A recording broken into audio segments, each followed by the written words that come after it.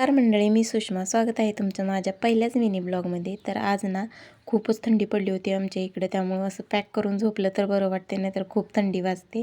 आणि ह्या दोघांचं बघा, सकाळी उठलं ना की खेळणं चालू असतं.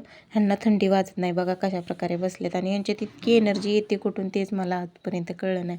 पण आपल्याला थांबून थोडी चालत होतं, त्यासाठी पटपट पटपट कामं आवरायला घेतली.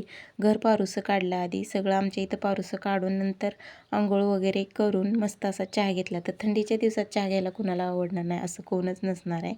त्यानंतर मी स्वयंपाकाची तयारी केली. तर आज मी डाळ मेथी बनवणार होती. त्यासाठी मुगाची डाळ धुवून त्यात एक टोमॅटो टाकून कुकरला लावली. तोपर्यंत मेथी नीट करून घेतली आणि चपात्यासाठी पीठही मळून घेतलं.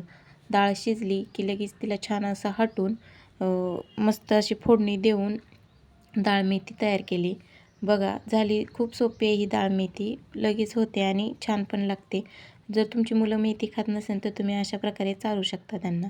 लगेच चपात्या पण करून घेतल्या, म्हणजे मला पुढची कामं आवरता येतात. एकदा स्वयंपाक झाला की निवांत होतं. मग लगेच रांगोळी काढली आणि छान अशी देवाची देवपूजा करून घेतली. देवपूजा केल्यानंतर ह्या दोघांचं आवरायला घेतलं. तर ह्यांचं बघा, शाळेत जाईपर्यंत हे असेच त्यांचं भांडणं चालू असतात. त्यानंतर त्या दोघांना आधी शाळेत नेऊन सोडलं. त्यांना शाळेत नेऊन सोडलं ना की छान असा मोकळा टाईम भेटतो, आणि त्या टायमामध्ये माझी बाकीची सर्व कामं होतात. रस्त्याने जाताना पण ह्यांचं ना दोघांचं भांडणं चालू असतं. घरी आले तर तोपर्यंत माझ्या ताई आल्या होत्या गावाकडून. तर ते गावाकडं म्हैस येली आहे ना, त्याचं चिक आणला होता येताना, म्हणजे कवळं दूध आणलं होतं, आणि ह्या मुलांना खायला थोडी बिस्किट आणि ते घेऊन आल्या. त्यानंतर मी दुपारी छान असं वड्या बनवून घेतल्या चिकाच्या. ह्या गुळाच्या आणि दुसऱ्या साखरेच्या, अशा दोन्ही मी वड्या बनवल्या होत्या. तर व्हिडिओ कसा वाटला कमेंटमध्ये नक्की